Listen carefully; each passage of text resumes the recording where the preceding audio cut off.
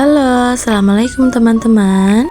Kali ini kita akan membahas tentang sistem pencernaan manusia.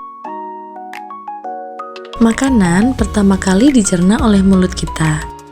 Mulut akan memecah makanan menjadi lebih halus dengan bantuan gigi dan air liur yang berisi enzim petialin. Lalu, makanan bergerak melewati esofagus atau kerongkongan. Esofagus menyalurkan makanan ke lambung dengan gerakan yang bernama gerak peristaltik. Lambung mengaduk dan menghaluskan makanan secara mekanik, lalu mencampur makanan dengan asam lambung dan enzim pepsin. Asam lambung akan membunuh kuman yang ikut masuk ke dalam makanan, dan enzim pepsin akan mencerna protein dari makanan.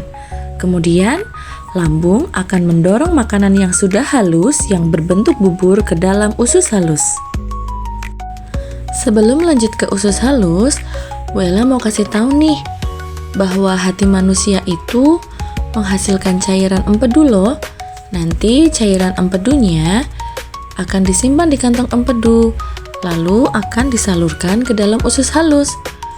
Kemudian ada juga kelenjar yang bernama pankreas.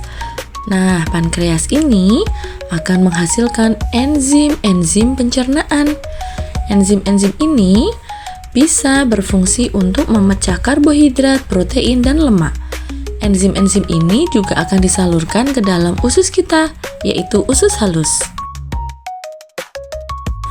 Usus halus mencerna karbohidrat, protein, dan lemak dengan bantuan dari cairan empedu dan enzim dari pankreas tadi. Makanan yang dicerna akan menjadi zat yang sederhana yang kita sebut sebagai zat nutrisi.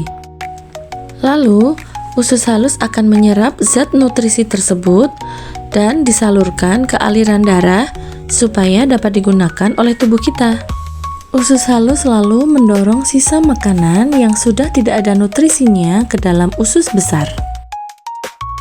Usus besar akan menyerap air dan garam dari sisa makanan dan menghasilkan massa lunak yang disebut sebagai feses atau kotoran kita. Selama di usus besar, bakteri pencernaan akan membusukkan feses tersebut.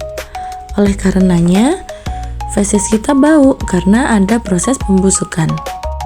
Feses akan disimpan sementara di rektum. Jika rektum sudah penuh, feses akan memberi sinyal kepada sel saraf supaya mengeluarkannya melalui lubang anus. Proses inilah yang kita sebut sebagai BAB alias buang air besar.